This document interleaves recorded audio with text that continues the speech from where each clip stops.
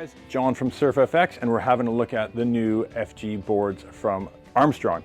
These are the new wing foil boards. It's a massive range. They got 10 sizes, which is pretty, they'll do it. It'll do everyone for everything with those, because if you want small, super high performance, they got it. If you want the big one that you can, either a big guy can learn as a beginner board or crossover as a subfoil board, we got those too. So pretty substantial range on this new board. Bit of a tweak, so this is their third version, I think it is now, of a wing board. And yeah, well, they're learning a lot, and it's really kind of culminating in this new shape. They've taken a little bit from what they've learned with the downwind boards, is that narrow boards get off the water quick and easy, and got a really compact, high volume shape so you got a lot more volume for the size, giving you that float. Quick release. I say that in every single video. You can look at all the videos we do, all the wing boards I talk about, early planing, getting the board to release, and this is what they're doing. So getting that little bit narrower shape is what they're, the downwind kind of boards are doing, and that gives you that real light wind performance while they're kind of putting it into this. You still got quite a beveled edge. It's something they had before, not as much as previous. The angle's a little bit steeper, and you have a sharp rail. You can see there, even on the white board, it starts about here from going soft to that's your nose down touching deflection to quite crisp on the back end to have that sharp rail for the water to release and let the board just let go from the water. Same with that crucial one is along the back. That's just dead flat, dead straight. While we're up looking at it on the underside, it looks like it got long boxes, and it does have long boxes.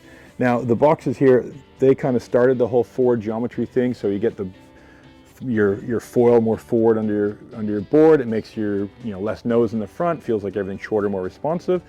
And now these boxes are carbon, and the actual fibers of the box are integrated with the two stringers that go through the board, which go top to bottom. So you're basically standing directly with a block of carbon on your foil. So it's a very direct feel. There's no play in there at all.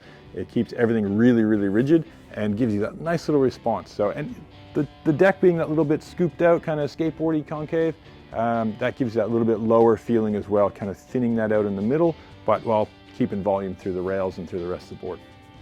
Nose-wise, you can see, look, it's fairly squared off.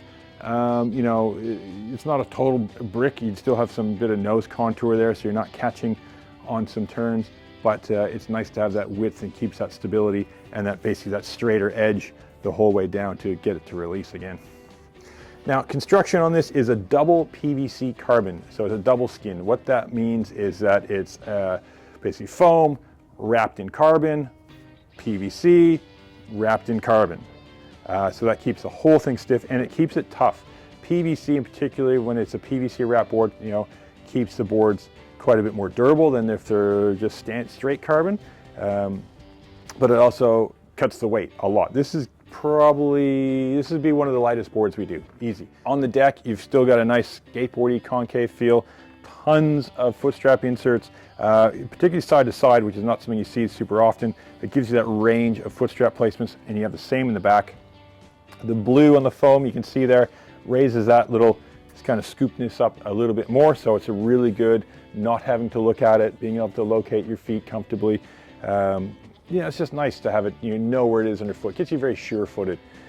And even the back foot, you got two ridges there, like, just surfboard tail pad, just a little bit of arch. Their vented board, pretty much everything's got a vent these days, just to keep the core breathing.